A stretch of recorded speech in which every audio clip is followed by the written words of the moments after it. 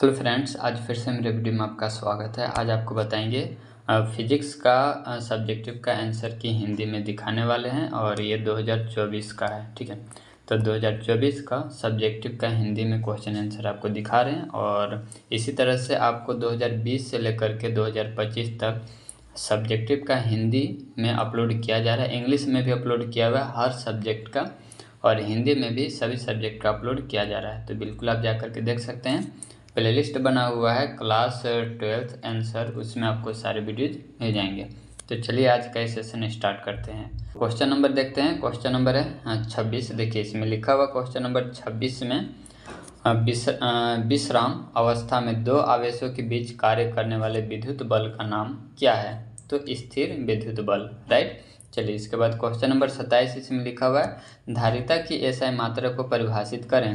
तो इसमें लिखा हुआ किसी वस्तु में ऊर्जा को संचित करने की क्षमता को फैराड कहते हैं। ठीक है, तो ये इसका आंसर हो गया। इसके बाद है 28 इसमें लिखा हुआ है चुंबकीय क्षेत्र बी वेक्टर की उपस्थिति में भी वेक्टर वेग के गतिमान आवेश कण Q पर लगने वाले बल के लिए संबंध लिखिए। तो ये रहा इसका आंसर। इसके बाद क्वेश्चन नंबर है 29 है, इसमें लिखा हुआ है एक ऐसे स्रोत से बहने वाले तात्कालिक धारा I = इतना दिया हुआ है, विद्युत धारा का RMS का मान क्या होगा? तो ये रहा इसका आंसर। इसको आप नोट डाउन कर लीजिएगा।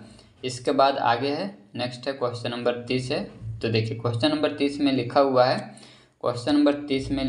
है ठोसों की क्रिस्टल संरचना की जांच के लिए कौन सी विद्युत चुंबकीय तरंगों का उपयोग किया जाता है? तो ये रहा इसका आंसर एक्सरे। इसके बाद क्वेश्चन नंबर है 31 है, इसमें लिखा हुआ क्वेश्चन नंबर 31 में यंग के द्विध्रुवी प्रयोग में किस प्रकार के स्रोत का प्रयोग किया जाता है? तो ये रहा इसका आंसर। इसके बाद आगे चलते हैं। क्वेश्चन नंबर है 32। देखिए क्वेश्चन नंबर 32 में लिखा हुआ है आइंस्टीन का प्रकाश विद्युत समीकरण लिखें। तो ये रहा इसका आंसर। इसके बाद क्वेश्चन नंबर है 33 है। तो ये रहा ये बाकी का भी आंसर है, इसको आप देख लीजिए। ठीक है, आइंस्टीन का प्रकाशीय विद्युत समीकरण का आंसर आपको लिखना है। तो ये हो गया आंसर।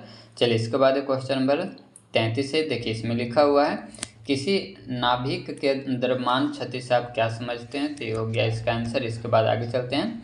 क्वेश्चन नंबर है 34। इसमें देखिए लिखा हुआ क्वेश्चन नंबर 34 में नैज अर्धचालक क्या है? तो ये हो गया इसका आंसर। इसको आप देख लीजिएगा। इसके बाद क्वेश्चन नंबर है 35 है। क्वेश्चन नंबर 35 में तो क्वेश्चन यहाँ पर टाइपिंग अच्छे से नहीं हुआ, यहाँ पर छूट गया है। तो आप क्वेश्चन पेपर में क्वेश्चन आप देख लीजिएगा। ठीक है, प्रीवियस ईयर क्वेश्चन पेपर भी अपलोड किया हुआ है, सारे ईयर का सभी सब्जेक्ट का अपलोड किया हुआ है। अगर प्रीवियस ईयर आपको क्वेश्चन पेपर चाहिए तो PYQ क्लास 12th साइंस, उसमें आपको सारे वीडियोज मिल जाएंगे। ठीक है, तो क्वेश्चन आप देख लीजिएगा क्वेश्चन पेपर से। यहाँ पर छूट गया है और यहाँ से आंसर इसका स्टार्ट है। ठीक है, तो आंसर आप देख लीजिए, आंसर इसमें है, इसको आप नोट डाउन कर लीजिएगा। चलिए इसके बाद हम लोग आगे चलते हैं। नेक्स्ट है क्वेश्चन नंबर है 36। तो इसको आप देख लीजिए। चलिए इसके बाद आगे बढ़ते हैं। क्वेश्चन नंबर है 36 हुआ अपवाह वेग किसे कहते हैं? अपवाह वेग और विद्युत धारा के बीच संबंध को लिखें। ये हो गया आंसर। इसमें लिखा हुआ अपवाह वेग, इसके बारे में यहाँ पर लिखा हुआ है, इसको आप नोट डाउन कर लीजिएगा। ठीक है, चलिए इसके बाद आगे चलते हैं। तो 3 नंबर का है, तो 3 नंबर थोड़ा लंबा रहेगा, इसका संबंध भी लिखना। तो यहाँ से यहाँ तक आप आंसर इसको लिख लीजिएगा। ठीक है, इसके बाद अगला क्वेश्चन है, इसमें लिखा हुआ बायट-सावर्ट्स लॉ को लिखें। तो ये रहा इसका आंसर, इसको आप देख लीजिए, डायग्राम के साथ है। चलिए इसके बाद आगे हम लोग चलते हैं। तो ये रहा बाकी का भी आंसर, इसको आप नोट डाउन कर लीजिएगा। इसके बाद है section C short answer type question, right. इसमें आप देख लीजिए क्वेश्चन नंबर है 38 है। इसमें लिखा हुआ है क्वेश्चन नंबर 38 में दो लंबी समकक्ष परिनालिकाओं के अन्योन्य प्रेरण गुणांक के लिए व्यंजन उत्पन्न कीजिए। तो ये रहा इसका आंसर। चलिए इसके बाद हम लोग आगे चलते हैं। तो नेक्स्ट है अगला आपका जो क्वेश्चन है। दोस्तों वीडियो अच्छा लगे तो लाइक कमेंट जरूर कीजिएगा और उन दोस्तों तक शेयर कर दीजिए जिनको ये सब ज़रूरत है। ठीक है, चलिए तो आप अगर भला करेंगे तो आपको भी कोई भला करेंगे, राइट। क्वेश्चन नंबर 39 है। देखिए इसमें 39 में लिखा हुआ है कलंक यानी कि फेजर चित्र का प्रयोग करते हुए LCR श्रेणी प्रत्यावर्ती धारा परिपथ की प्रतिबाधा के लिए व्यंजन उत्पन्न कीजिए। आंसर इसको आप नोट डाउन कर लीजिएगा। चलिए इसके बाद हम लोग आगे चलते हैं। तो नेक्स्ट डायग्राम के साथ है, वीडियो को रोक करके आप अच्छे से लिख लीजिएगा, राइट। चलिए इसके बाद अगले क्वेश्चन की तरफ चलते हैं। 40 में लिखा हुआ है बोर के सिद्धांत का प्रयोग करते हुए हाइड्रोजन के एक कक्षीय इलेक्ट्रॉन की ऊर्जा के लिए व्यंजन उत्पन्न मतलब व्युत्पन्न कीजिए। तो ये रहा यहाँ से आंसर, इसको आप देख लीजिए। राइट, और आपको दिखाते हैं आंसर, इसको आप अच्छे से लिख लीजिएगा। चलिए इसके बाद हम लोग आगे चलते हैं। इसके बाद अगला जो आपका क्वेश्चन है इसको आप लिख लीजिएगा। राइट, चलिए इसके बाद आगे चलते हैं, नोट डाउन इसको आप कर लीजिएगा। ठीक है, चलिए इसके बाद हम लोग नेक्स्ट है। और दोस्तों आप याद क्या कीजिए और रिवीजन कीजिए, लिख करके आपको रिवीजन करना है। ठीक है, जो क्वेश्चन आप याद कर लेते हैं उसको बार बार रिपीट कीजिए, बार बार लिखिएगा। ठीक है, चलिए इसके बाद और आगे चलते हैं। तो ये रहा बाकी का भी आंसर, इसको आप लिख लीजिएगा। ठीक है, तो ये बाकी का भी आंसर है, इसको आप नोट डाउन कर लीजिएगा। 41 में लिखा हुआ है, एक अर्ध तरंग दिष्टकारी के रूप में पीएन संधि डायोड की कार्य प्रणाली परिपथ आरेख की सहायता से समझाइए। सर स्टार्ट है, इसको आप नोट डाउन कर लीजिएगा। ठीक है, तो ये डायग्राम के साथ है, आप अच्छे से इसको देख लीजिए। ठीक है, इसके बाद हम लोग आगे चलते हैं। तो ये रहा बाकी का भी आंसर, इसको आप लिख लीजिएगा। ठीक है, चलिए यहाँ पर फिगर भी दिया हुआ है। चलिए इसके बाद अगला क्वेश्चन है, नेक्स्ट क्वेश्चन की तरफ चलते हैं। 42 में लिखा हुआ है, ऊर्जा बैंड आरेखों के आधार पर चालकों, अर्धचालकों तथा विद्युत रोधकों के बीच विशिष्ट विभेद लक्षणों को लिखिए। तो ये रहा इसका आंसर, इसको आप देख लीजिए। चलिए इसके बाद हम लोग आगे चलते हैं। तो ये बाकी का भी आंसर है। चलिए इसके बाद हम लोग नेक्स्ट क्वेश्चन का भी आंसर, इसको आप लिख लीजिएगा। चलिए इसके बाद आता है सेक्शन डी, जो कि लॉन्ग आंसर टाइप क्वेश्चन है। 43 में लिखा हुआ है, इलेक्ट्रोस्टैटिक्स में गॉस का नियम बताएं। इस नियम का प्रयोग करते हुए एक समान रूप से आवेशित अंत समतल शीट के कारण विद्युत क्षेत्र के लिए एक व्यंजन व्युत्पन्न कीजिए। ठीक है, और ये क्वेश्चन कई बार पूछा हुआ है, इसको आप रिवीजन कर लीजिएगा। सर इसको आप यहाँ से लिख लीजिएगा। इसके बाद हम लोग आगे चलते हैं, और आपको रिवीजन करना है, बार बार आप रिवीजन कीजिएगा। ठीक है, आंसर इसको आप लिख लीजिएगा। राइट, चलिए इसके बाद और आपको आंसर दिखाते हैं। तो ये सब आंसर है, इसको आप अच्छे से लिख लीजिएगा। क्वेश्चन नंबर 44 है, इसमें लिखा हुआ है, विद्युत अंतर्जाल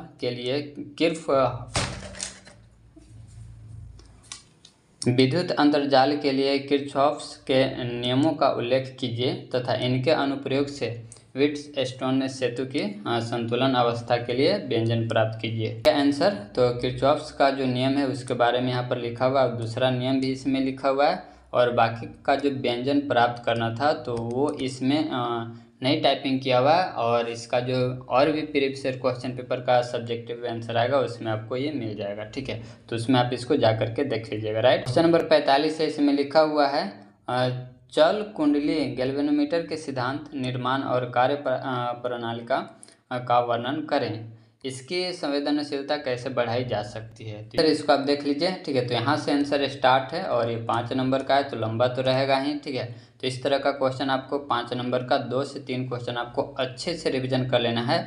ऐसा रिवीजन करना है कि एग्जाम में 5 मिनट के ही अंदर क्वेश्चन आंसर हो जाए। ठीक है, तो आपको इस तरह का अगर आपको टाइम बचाना है तो आपको बहुत रिवीजन करने की ज़रूरत है। ठीक है, बाकी का भी आंसर इसको आप लिख लीजिएगा। राइट, इसके बाद ये रहा डायग्राम, इसको आप नोट डाउन कर लीजिए। तो ये हो गया आंसर, इसको आप लिख लीजिएगा। क्वेश्चन नंबर 46 में लिखा हुआ है, किरण आरेख की सहायता से एक संयुक्त सूक्ष्मदर्शी की संरचना तथा प्रणाली का वर्णन करें जब अंतिम प्रतिबिंब स्पष्ट दृष्टि की दूरी मतलब स्पष्ट जो डिस्टेंस है d=25 सेंटीमीटर पर बनती है। आवर्धन क्षमता के लिए व्यंजन व्युत्पन्न कीजिए। नंबर 47 है दोस्तों, क्वेश्चन नंबर 46 का जो आंसर है टाइप नहीं हुआ है, इसके लिए हम आपसे माफ़ी मांगते हैं। इसको आप कर लीजिएगा, नहीं तो अगले वीडियो में हम बता देंगे। ठीक है, तो यहाँ पर देखते हैं हम लोग, क्वेश्चन नंबर है 47। तो इसमें देखिए लिखा हुआ है, यंग के व्यक्तिकरण के लिए यंग के द्विछिद्रक प्रयोग का सिद्धांत समझाएं तथा व्यक्तिकरण फ्रीजों की चौड़ाई के लिए सूत्र प्राप्त कीजिए। तो आप यहाँ से देख लीजिए। ठीक है, तो व्यक्तिकरण के बारे में पहले यहाँ पर बताया हुआ है, और ये रहा इसका डायग्राम। ठीक है, इसको आप लिख लीजिएगा। चलिए इसके बाद हम लोग आगे चलते हैं। तो ये रहा बाकी का भी आंसर, इसको आप वीडियो को रोक करके नोट डाउन कर लीजिएगा। राइट, चलिए इसके बाद हम लोग आगे चलते हैं। ये रहा बाकी का भी और आंसर है, इसको भी आप लिख लीजिएगा। ठीक है, चलिए इसके बाद आगे चलते हैं। तो ये रहा आपका आंसर। राइट, चलिए इसके बाद हम लोग आगे चलेंगे। तो ये आंसर देख लीजिए। राइट, चलिए इसके बाद हम लोग, ये रहा बाकी का भी आंसर। चलिए इसके बाद हम लोग आगे चलते हैं नेक्स्ट क्वेश्चन की तरफ। क्वेश्चन नंबर 48 है, इसमें लिखा हुआ है, तरंगाग्र एवं द्विक तरंगिकाओं को परिभाषित करें। प्रकाश तरंग सिद्धांत के आधार पर प्रकाश के अपवर्तन के नियमों को स्थापित करें। आंसर स्टार्ट है, और अगर हाइगन्स का सिद्धांत भी आएगा, हाइगन्स पर क्वेश्चन भी आएगा तो उसका भी आंसर यही हो जाएगा। तो इसको आप देख लीजिए। राइट, चलिए इसके बाद हम लोग आगे चलते हैं। तो ये आपका लास्ट क्वेश्चन का आंसर है दोस्तों। वीडियो अगर पसंद आया तो लाइक कमेंट जरूर कीजिएगा, और ये रहा बाकी का भी आंसर, इसको आप नोट डाउन कर लीजिए, ठीक है। चलिए तो इसी तरह से आप कमेंट कीजिएगा कि और आपको किस किस सब्जेक्ट का किस ईयर का चाहिए, राइट। ये था आंसर आपका।